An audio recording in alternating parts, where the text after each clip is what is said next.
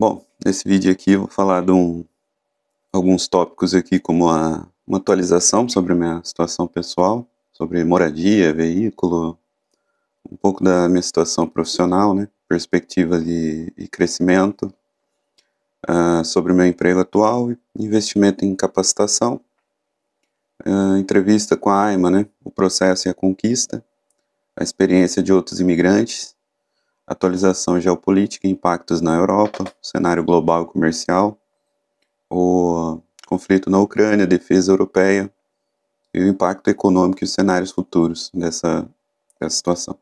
Para começar, a minha situação atual. Moradia, como podem ver aqui ao fundo, eu já estou em outro quarto. Eu mudei de quarto já faz aí para um mês ou mais. Eu continuo pagando o mesmo valor, 230, que era cobrado lá pelo quarto menor. A senhoria mantém aqui um preço, mas ela tem um cuidado especial em escolher os inquilinos aqui, não é? Já mudou aqui alguns, e no processo de entrar novos inquilinos, né, ela está sendo cautelosa aí, por conta que aqui além do pagamento, né, é necessário cuidar do local aqui e seguir regras específicas, né, de, de bem-estar. Bom, questão do meu veículo, eu já fiz a manutenção e a inspeção do carro, né, eu fiz uma manutenção corretiva, mas bem pesada para passar na inspeção. Eu fiz lá conserto da suspensão, a revisão. Eu fiz a instalação de uma nova embreagem com bimassa, ajuste da bomba injetora, troca de óleos e filtros, limpeza do sistema de arrefecimento. Assim, os custos, eu paguei no carro 2.000. Paguei 2.000 euros no carro e de manutenção eu gastei 1.500. Mas era muita coisa mesmo que eu fiz ali. E o pior delas era a, a embreagem com bimassa, né? É muito caro. Tem outras opções, em vez de trocar a embreagem e levar uma nova, tem como você transferir ela de bimassa para monomassa, né? Alguns mecânicos fazem isso. Ou você pode continuar com uma bimassa, pegar uma embreagem. Normalmente esses mecânicos usam só embreagem nova, não trabalham com recondicionado e dão garantia. Então essa parte aí foi a mais cara. Então só a embreagem aí. Em alguns lugares eu fiz a cotação, ficaria 1.200, 1.300 com a mão de obra. Nessa oficina que eu fiz ali, eu gastei 1.500 tudo. Embreagens, mão de obra, a troca de suspensão, estava toda a suspensão toda estourada. Mas já faz um tempinho que eu fiz isso, tá? Já faz alguns meses. Então eu achei que ficou muito em conta com ele lá. Economizei uns 400 euros aí. Bom, situação profissional e as perspectivas de crescimento. No emprego atual, eu continuo no mesmo, eu tive um aumento salarial, nesse mês agora de março, eu recebi mais 100 euros de aumento do salário base e 150 euros de bônus, aumento em bônus. Como é que funciona? Quando a gente vai entrar nessa empresa que eu tô, qualquer pessoa, conversa lá com o patrão, faz um contrato verbal ali, na hora, sobre o que você quer o que você espera de remuneração.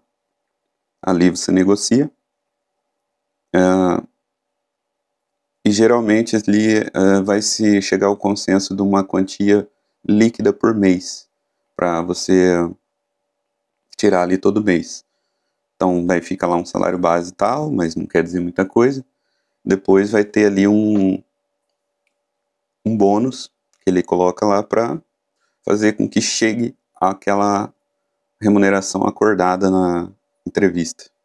Um contrato verbal ali na hora. Então, nessa parte desse bônus eu tive também um aumento. Então melhorou em duas partes, né? O aumento do salário base ali, ele aumenta algumas coisas, e o subsídio KM, ele aumenta outra coisa, que seria esse bônus aí. No caso, o bônus eu tenho até vantagem de que isso não me é descontado na minha folha, na o IRS, Previdência Social. É só do salário base mesmo e alguns outros benefícios que entram ali, hora extra, essas coisas. Meu salário nesse mês de março ele ficou bruto 1.500. Eu recebi 1.500 bruto. Depois ali dos descontos, com IRS e Previdência Social, me sobrou 1.100 líquidos. E contando ali, vale refeição, aproximadamente uns 1.250 líquidos, mais ou menos. Depois tem as horas extras ainda, que eu não coloco nessa faixa, mas isso aí já tem incluso 44 horas extras, né? Já que a gente faz todo mês, que é combinado. E acima dessas 44 é pago pra gente em dinheiro. Bom, mas eu tenho aí também uma formação nessa área, né? Eu tenho também experiência no Brasil, tenho mais de 5 anos de experiência. Eu sou formado técnico em edificações, né? E eu trabalhei no Brasil com salário base de R$ 3.000, né? O último emprego, pelo menos, né? Além de R$ 1.200 em vales, que era refeição, combustível. E também tinha um bônus de produtividade lá, que era variável, né? Era de R$ 300 a R$ 600 por mês lá. Então, tinha uma remuneração lá relativamente alta no Brasil. Alta sim, né? Acima da média, creio eu. Mas também tinha muitas horas extras lá. Muitas. Mais do que aqui. Aqui eu faço umas 70, alguma coisa assim. Não, às vezes menos, às vezes umas 60 horas. De 50 a 70 horas extras aqui. Todo mês. E lá no Brasil eu fazia mais. Eu trabalhava lá. Aqui eu trabalho de 11, 12, 13 horas por dia. No Brasil eu trabalhava 13, 14, 15 horas por dia, mais ou menos. Então, trabalhava até mais lá. Aí a remuneração deve ser muito parecido, né? Aqui eu acho que sobra mais aqui ainda. Livre na conta aqui me sobra mais do que quando eu estava no Brasil. Pelo menos eu conseguiria investir muito mais aqui com o que me sobra aqui líquido. Investimento em capacitação. É uma das coisas quando a gente quando a gente migra para qualquer lugar, é você ter capacitação profissional. Aqui eu busco isso também, porque tudo que a gente faz no Brasil não tem muita validade. Não tem curso de empilhador lá no Brasil, não é válido aqui, por exemplo, que foi o que eu fiz. Eu já tinha lá no Brasil, mas não usava, não tinha experiência na área. Eu manobro máquina grande, né, mas não empilhador, mas também manobro só para quebrar um galho, né, não é minha profissão. Eu manobrei bastante no Brasil, que é operar, né, manobrar, operar a máquina. Mas não é minha profissão, eu tenho interesse, eu gosto de máquina, tudo. Resolvi fazer um de empilhador primeiro, que é um cursinho mais amplo, tem mais entrada. Para quê? Para evitar que eu fique amarrado num trabalho só. Então, se por acaso eu tiver uma oportunidade de aumentar os meus ganhos, indo para alguma outra profissão, indo para alguma outra empresa, ou simplesmente, como lá meu trabalho é muito estressante, eu sou praticamente ali o encarregado de equipe, né? Eu sou a linha de frente ali, a equipe vem primeiro reclamar comigo, eu tenho que estar coordenando o trabalhinho de cada um, tenho que estar falando com o cliente, planejando lá as entregas e tudo. Então é um trabalhinho estressante. Tem muitas ligações, que eu não mostro aqui porque tem muito número particular lá, muito número de telefone lá das pessoas, né? Mas eu tenho lá a barrinha das ligações ali, você roda aquilo que tem, é infinito, é muita ligação. Pô. Em questão de uma hora na sexta-feira, eu tive 30 ligações, então. E é sempre um em cima do outro, sempre alguém exigindo alguma coisa, que normalmente, quando tem muito assim, é que você não está dando conta. Então acaba sendo um bocado estressante, quando eu preciso de ter algumas áreas de fuga, algumas opções de fuga, né? Que, por exemplo, se eu não quiser mais isso, eu ter para onde ir. Mas é um trabalho que eu gosto muito, não tem como falar que não, né? Eu gosto dessa área aqui que eu tô, eu sou centraleiro aqui em Portugal, que se chama centraleiro. No Brasil a gente costuma chamar de balanceiro, que é o funcionário que é responsável pela operação da central de concreto, ou betão aqui em Portugal. Eu sou responsável em fazer a massa, né? Carregar os caminhões, coordenar com os clientes, os horários, tudo. E é basicamente isso. E eu acho muito interessante, eu gosto de fazer betão. Eu gosto de pôr a máquina lá para trabalhar e fazer aquilo. Só que tem um custo um bocado alto para a mente da gente, né? Que é muito estressante. Então, eu pensei em fazer algumas coisas assim. Então, já concluí um curso de manobrador de pilhador. Pretendo também fazer de máquinas maiores, porque eu gosto de máquina. Todo tipo de máquina que é feita pelo homem eu gosto. Eu gosto de empilhador, eu gosto. Eu gosto de pá carregadeira, que é o que tem lá. Já operei bastante. Eu gosto da escavadeira. Eu gosto até de máquina que eu sou contra cortar árvores, por exemplo, mas eu gosto do maquinário que corta árvores, aquelas de serraria, aquelas de como é que é? Floricultura? Não. Aí tem outro nome lá que agora eu não me lembro. Que mexe com florestas, né? Aqui em Portugal tem muito, porque aqui tem muita plantação de eucalipto, então o corte de madeira aqui é muito forte. O que tem de cana no Brasil, aqui tem de eucalipto, que é a terra do eucalipto. Tem muito isso, tem muita máquina disso, vai trabalhar nessa área. E transporte também tem muito. É outra coisa que eu também tenho vontade de aprender a dirigir caminhão. Eu até, meu hobby já foi, por exemplo, chegar em casa no horário de descanso, jogar joguinhos que simulam que você está trabalhando, operando empilhador, operando bomba de concreto, operando betoneira, né, dirigindo caminhão, levando carga para lá e para cá, trabalhando em agricultura lá no Farm Simulator. E a máquina que eu mais gosto é avião. A máquina que eu mais gosto desde criança é avião. Então, eu também pretendo fazer alguma coisa, aprender a mexer nessa área também. Porque essa que eu tô agora, que eu tenho experiência, me parece que ela não tem muito para onde ir. Eu tô aqui mais ou menos no limite e a remuneração ela é baixa para a quantidade de trabalho que a gente tem. A quantidade e a qualidade do trabalho, que é uma qualidade no sentido de tipo de trabalho, como que ele é feito e o que ele te exige, o que ele te desgasta.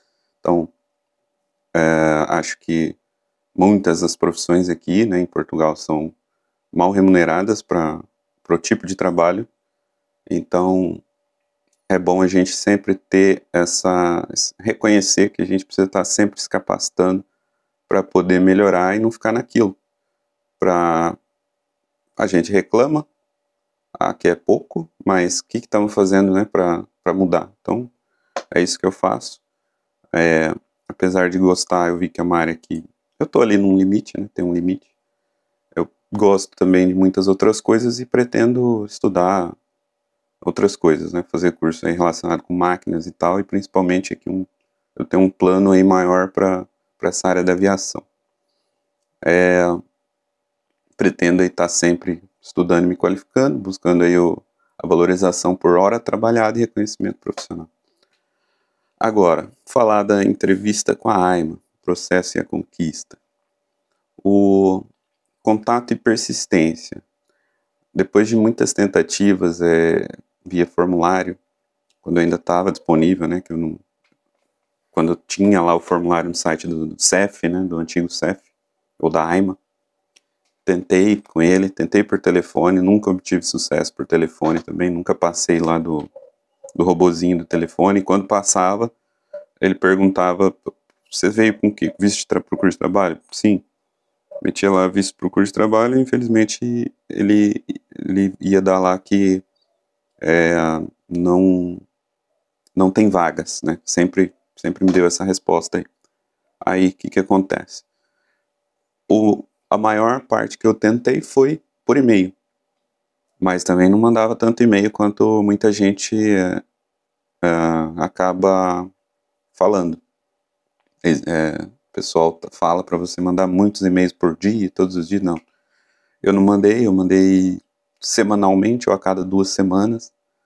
E cada vez mais eu agregava mais informação conforme informações que eu coletava de outras pessoas, né, que falavam as melhores dicas, né, eu coletava as melhores dicas e aprendendo. Inclusive, nas últimas tentativas, eu já estava anexando já uma cópia do meu passaporte com a página do visto, que é uma coisa que eu no começo não fazia, eu só fazia o e-mail lá, ó, tô no artigo tal, quero fazer a entrevista, agendar a entrevista para o artigo tal, número tal, que no meu caso era artigo 88, número 7, que é o visto de procura de trabalho, com um trabalho subordinado, e então eu colocava lá só isso, onde que eu pretendia, o que que eu já tinha, tal, meu nome completo, NIS, NIF.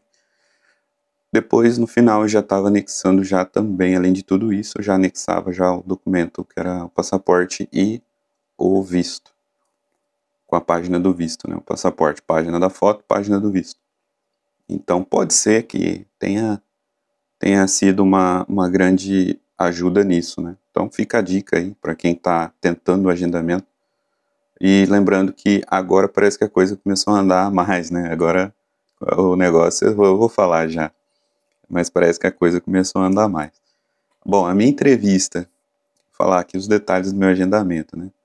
A entrevista minha foi agendada para o dia 21 de abril de 2025, né? Eu tô gravando isso aqui, hoje é dia 30 de março, domingo. Dia 21 de abril, daqui praticamente 30 dias, a minha entrevista lá em Lisboa, e eu tô em Porto. Então eu vou ter que atravessar o país inteiro, que é o país aqui, né, uns 300, 400 quilômetros, não me lembro, mas umas 3 horas de viagem. Não sei ainda se vou de carro, se vou de comboio ou vou de ônibus, né, autocarro. Ainda tô pensando nisso.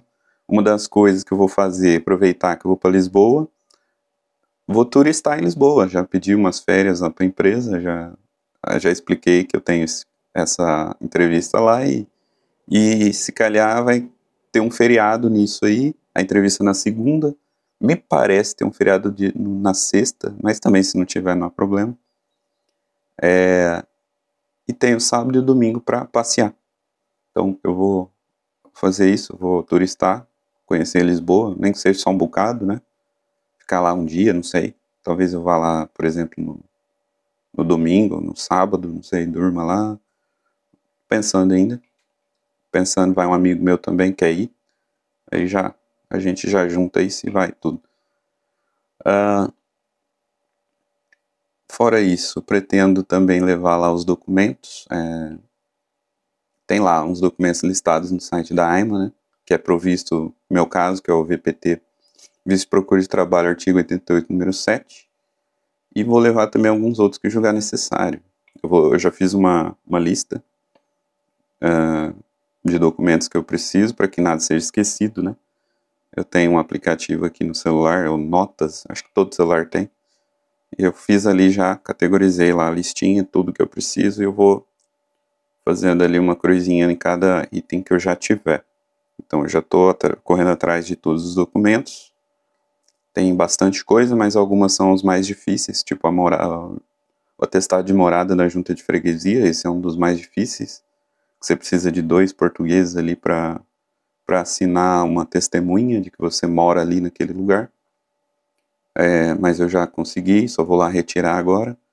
A empresa tem que fazer uma declaração que eu estou trabalhando, mas mesmo assim ainda vou levar o contrato de trabalho, etc e tal.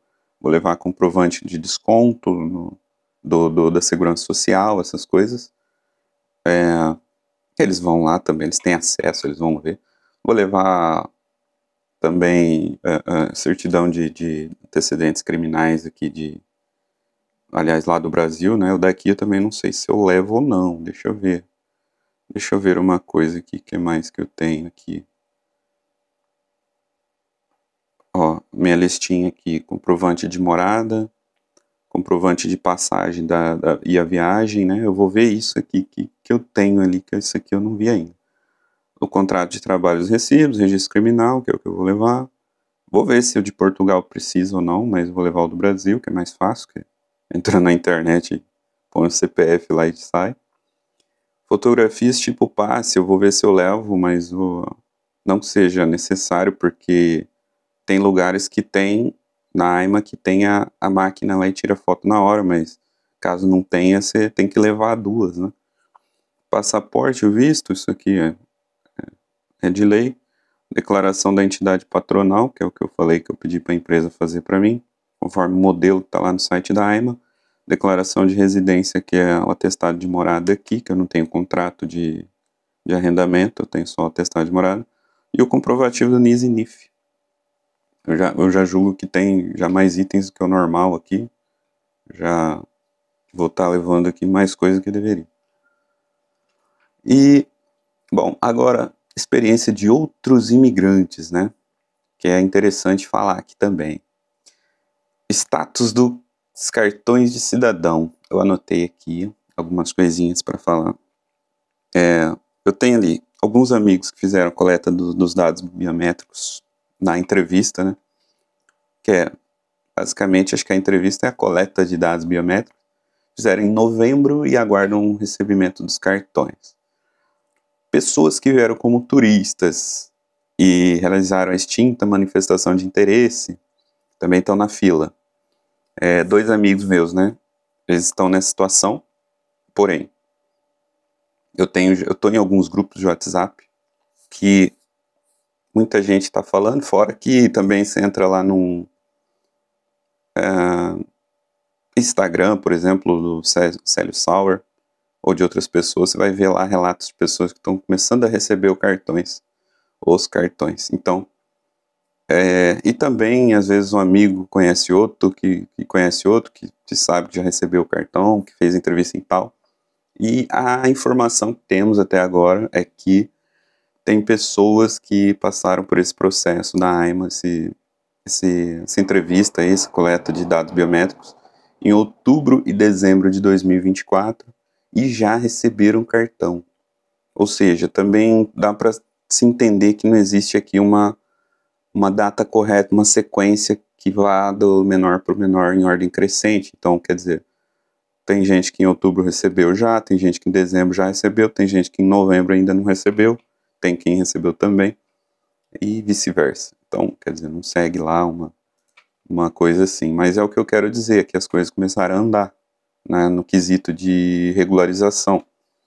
E também, nessa parte aí, de regularização, tem uma teoria que está rolando aí, até vi um vídeo ainda hoje aqui, eu não me lembro o nome do canal, de um brasileiro que fez aqui, que é um brasileiro que acho que mora aqui pro norte, que construiu uma casa ali, ele mesmo e a esposa, e ele tem um vídeo ali que ele fala de uma teoria de que alguém maior ali, alguma pessoa grande ali, tinha interesses em não dar a legalização, a autorização de residência para os imigrantes, para segurar a mão de obra aqui em Portugal, temendo que, dando a autorização de residência para esses imigrantes, eles vão cair fora de Portugal por conta de que dois motivos. Aqui tem muitos imigrantes já, muitos, e a consequência de muita gente é que entope o sistema. Por exemplo, fica ruim de conseguir morada, a gente só consegue arrendar quartos a preços exorbitantes. Eu consegui até um preço aqui que eu acho muito barato, né? Barato, é muito barato, bem não, né? Que eu acho barato em face à realidade, né? Temos hoje. Eu consegui por 230, tem gente que pessoas, a maioria consegue por 350, 400, arrendar um quarto, uma casa, uma moradia assim, uma coisa maior.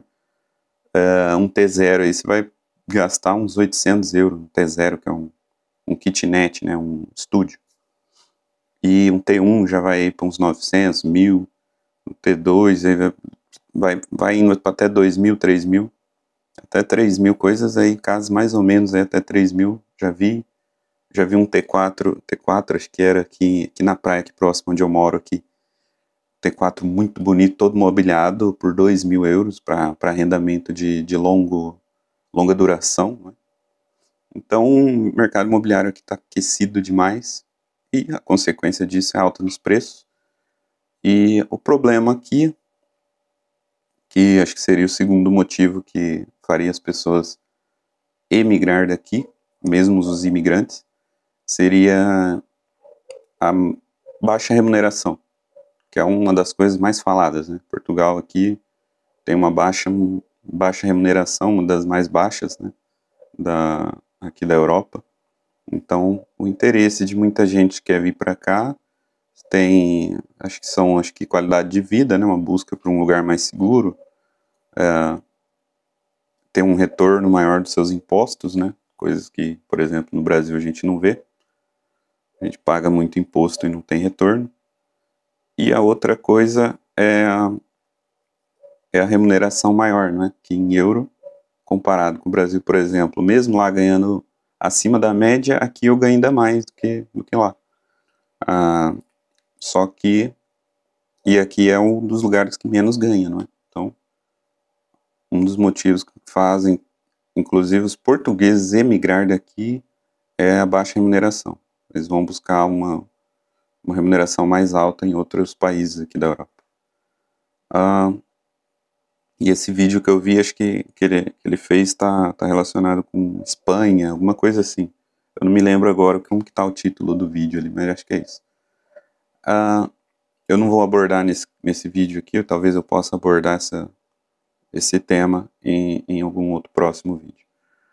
Agora, outra coisa que eu queria falar urgentemente também é a atualização geopolítica e os impactos aqui na Europa. O que acontece? Tem um cenário global e comercial hoje, né? Política de Trump e a guerra tarifária. O Trump, como vimos aí ultimamente, ele impôs tarifas ao México, Canadá, que são os maiores parceiros comerciais dele, impôs tarifas lá de importação.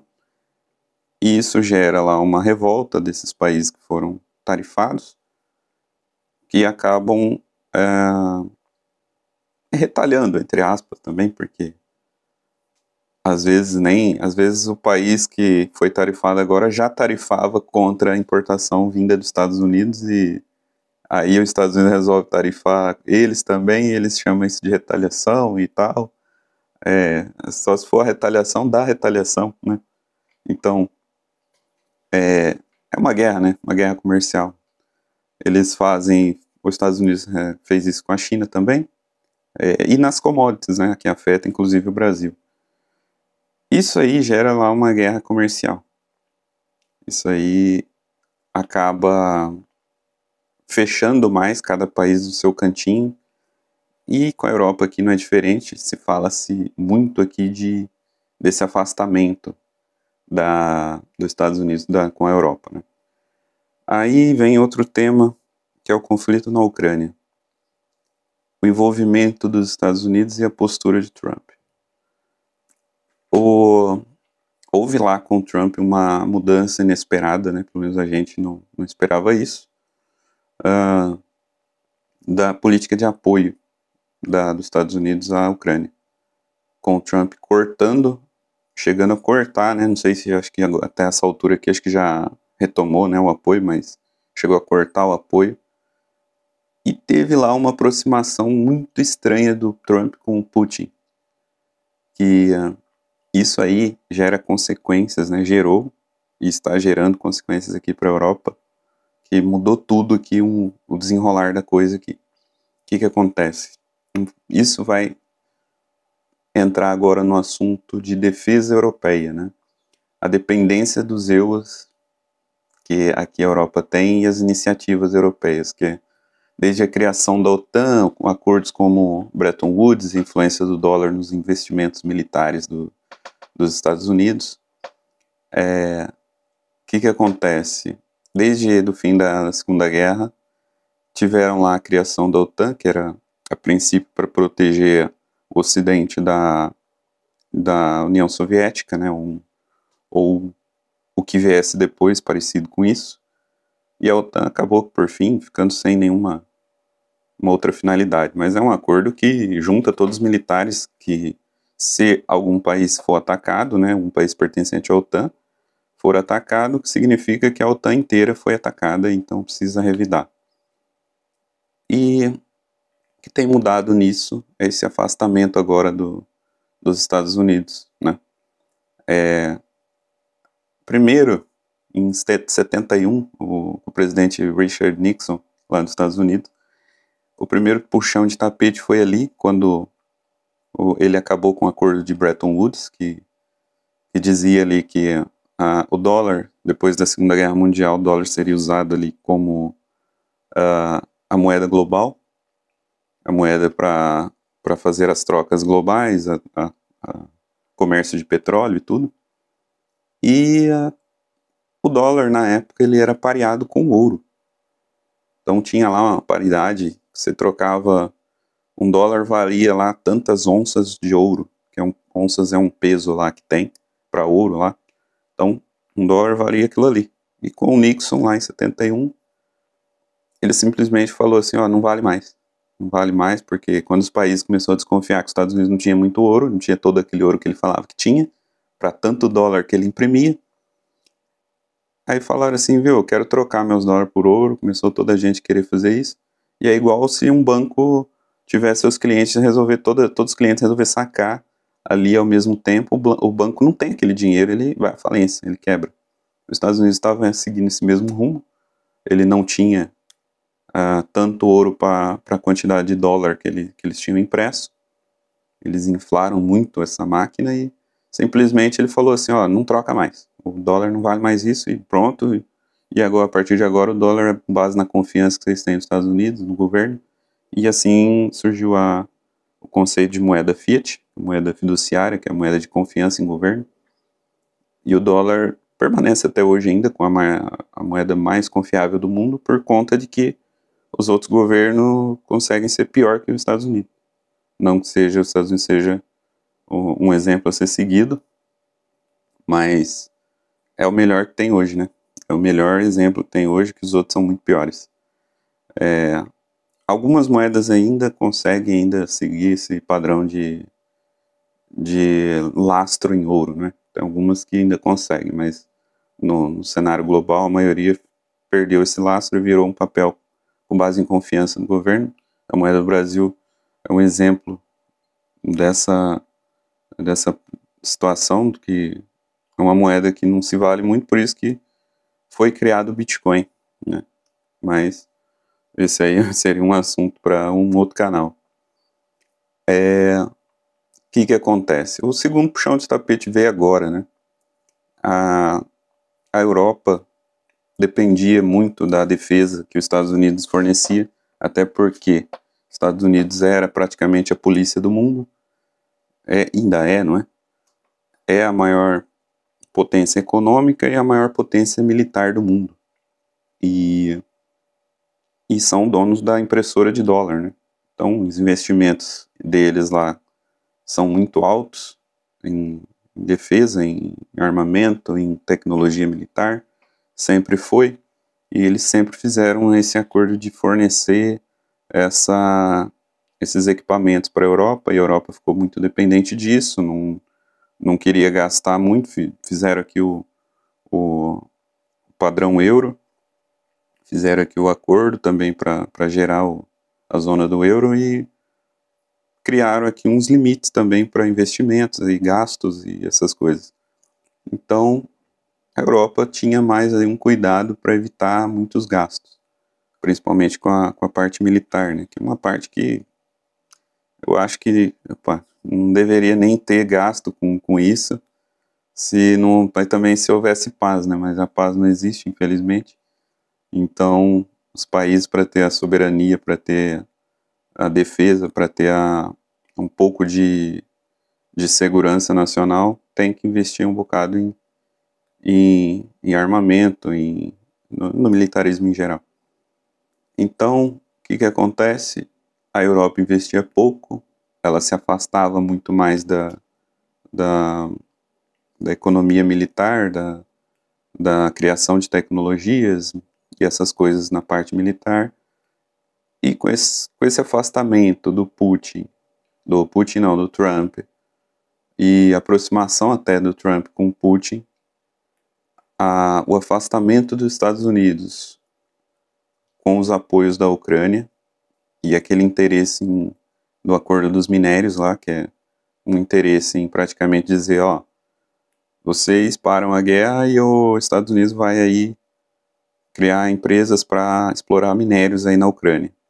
E assim, provavelmente, a Rússia não vai atacar a Ucrânia porque tem empresas americanas ali. Só que, na verdade, isso não é garantia de nada, isso foi o que o Zelensky disse lá naquela fatídica reunião entre eles lá. E aquilo lá, mas acho que por fim vai acabar, ou já acabou assinando esse acordo, o acordo dos minérios, mas não oferece garantia nenhuma de defesa. Houve também, depois de algumas exigências, os Estados Unidos removeu o apoio temporariamente à Ucrânia. A Europa se viu obrigada a intervir, porque a Ucrânia, ela é como se fosse ali um muro para a Europa. É o primeiro país que está dividindo ali a Europa, que está unida hoje, com a Rússia, com o que seria a União Soviética. A Ucrânia, que fazia parte disso, também na época servia como esse muro para o lado da União Soviética, e hoje agora ela está nessa fase de transição, com tendências alinhadas mais ao Ocidente, mais à Europa, né? Então, com as invasões lá da Rússia com a Ucrânia, a Europa como um todo se vê ameaçada, né? E isso é verdade. Por exemplo, a União Soviética, ela começou por ali, também a Alemanha nazista tinha lá seus planos expansionistas e ninguém estava nem aí, até que a Alemanha invadiu a Polônia. E aí aquele plano nunca mais acabou, ia sempre invadindo um, invadindo outro, aumentando o território. Então esse filme já foi visto, esse é o medo hoje de que tudo aconteça novamente. Uma França também tem medo de ser fraca igual foi na Segunda Guerra Mundial, em questão governamental. A França foi muito forte em questão dos rebeldes, da resistência, né? A resistência francesa é invejável nessa parte. Mas o governo era muito fraco, não é? Até mesmo a defesa da Inglaterra também não era lá grandes coisas, e a dependência dos Estados Unidos ali foi grande, e eles já não querem mais ver esse filme novamente. Então tem um movimento desse lado de cá do tabuleiro, que todos os líderes aqui principais estão se movendo. Esses tempo atrás aqui teve uma visita aqui em Portugal do presidente Emmanuel Macron, da França, veio para aqui, foi para Lisboa, veio para Porto também. Eu até vi o jatinho dele passando, da equipe dele aí, um avião e um jato da Rafale, da Dassault. Rafale não, era Dassault, não sei o que. Eles estão se movendo, estão querendo um rearmamento da Europa, né? Então, isso entra aqui num outro assunto, que é o orçamento para a defesa e o papel do euro. É a discussão sobre a criação de um fundo na zona do euro para a obtenção de empréstimos destinados a investimentos na área de defesa dos países. Muito tem se falado dessa criação desse fundo, né? Acho que é um fundo de 850 bilhões de euros, né? Ou 1.000 milhões de euros, né? Como dizem aqui em Portugal. E também um possível afrouxamento dos tetos de gastos da zona do euro para aumentar os investimentos militares, né? E isso aí entra numa coisa que eu estudo muito, que é a economia, o impacto econômico e os cenários futuros que temos nisso, né? Efeitos de inflação e da política de afrouxamento fiscal. Num primeiro cenário, vai haver uma abundância e pujança da indústria, aumento de empregos e crescimento econômico, porque toda injeção de dinheiro gera um aumento um aumento de movimento econômico no geral. As empresas vão ser mais demandadas, vão produzir mais, vão ter mais empregos, os trabalhadores vão ter mais renda e vão gastar mais e assim vai. Só que isso gera também um outro problema, né? Daí, vamos lá, segundo cenário, é a estabilização do crescimento econômico com risco de estagflação. Por exemplo, depois de ter crescido muito, cresceu, chega uma hora que está ali num limiar. Seria o que eu chamaria de segundo cenário, está chegando no limite, está estabilizando o crescimento. Só que a inflação está vindo, porque aquele primeiro cenário da abundância, aumento de emprego e movimento de dinheiro vai gerar inflação, porque tá se demandando mais, então aquilo aumenta os preços, né? Toda vez que se fala que vai gastar mais, pensa-se em inflação. É o que, por exemplo, pode ter no Brasil agora com a liberação lá do empréstimo consignado com o seu próprio FGTS lá, que é uma bizarrice que inventaram lá no Brasil, que você tem um dinheiro lá preso, né, que é sequestrado pelo governo, e eles oferecem um empréstimo, vão te cobrar juros altos daquele dinheiro que é seu, para emprestar um dinheiro que já é seu. Então, é uma bizarrice total aquilo ali, mas para algumas pessoas ainda vai ser útil, né, para quem já está endividado com juros mais altos do que aquilo ali. Então, para isso eu acho que seria útil. Agora, sequestrar seu dinheiro para te emprestar é muito estranho. Emprestar dinheiro a juros é uma coisa, agora sequestrar o teu dinheiro próprio e te oferecer a juros é estranho. Isso aí vai gerar também no Brasil um aumento de demanda por produtos, porque muita gente vai ter dinheiro, é igual na propaganda eles falam lá, pega o dinheiro emprestado do FGTS, né, o empréstimo consignado lá, para comprar sua geladeira, para comprar não sei o que, para pagar um não sei o que. Isso gera crescimento econômico temporário, né? Uma demanda. Demanda por produtos, porém as empresas não vão ter aumento na oferta, então os preços vão aumentar, então a inflação. E aqui na Europa, o segundo cenário seria basicamente isso. Depois da abundância, né, crescimento econômico, chega ali num patamar que é praticamente um limite, começa-se ali, o patamar de crescimento para, mas os preços continuam naquela inércia. Então, isso aí se chama estagflação, né? Ainda tem inflação, só que tem uma estagnação econômica, né? Não há crescimento. Então, esse é o segundo cenário. E daí depois vem o que eu chamo de terceiro cenário, que é uma recessão econômica, corte de empregos, desvalorização do euro, perda do poder de compra das famílias e um sentimento de desgovernança, né? Normalmente quem está no poder ali, nesse cenário, é que vai levar a culpa por tudo, né? Por isso que as eleições é uma coisa que a cada 4 anos é uma coisa que é muito estranha. Um governo vai lá e gasta muito, gera toda essa abundância e dá a impressão que aquele governo é bom. Aí acaba o mandato dele e talvez a consequência ainda não chegou, e a consequência vem no mandato do outro governo, do próximo. Então, o próximo governo é que paga a conta. Aqui, acredito eu que vai acontecer a mesma coisa, se tudo continuar conforme está desenhado. O terceiro cenário seria a recessão econômica, depois da estagflação. Ele tem que todo gráfico que sobe, ele tende a ter uma correção. Então, na recessão, você vai ter corte de emprego, você vai ter a desvalorização do euro, que por você ter flexibilizado os gastos na zona do euro, você vai gerar muita oferta monetária. Você vai entrar dinheiro na economia. E o aumento da oferta monetária, o aumento da base monetária gera inflação. Uma inflação permanente, né? A não ser que você corte esse dinheiro de volta, ele vai gerar uma inflação que só vai aumentar isso daqui para frente. Então, a desvalorização do euro, que seria o mesmo que inflação. Ele vai perder poder de compra, as famílias vão ter esse sentimento de que agora o dinheiro não compra mais, vai ver que o desemprego começa a aumentar nessa...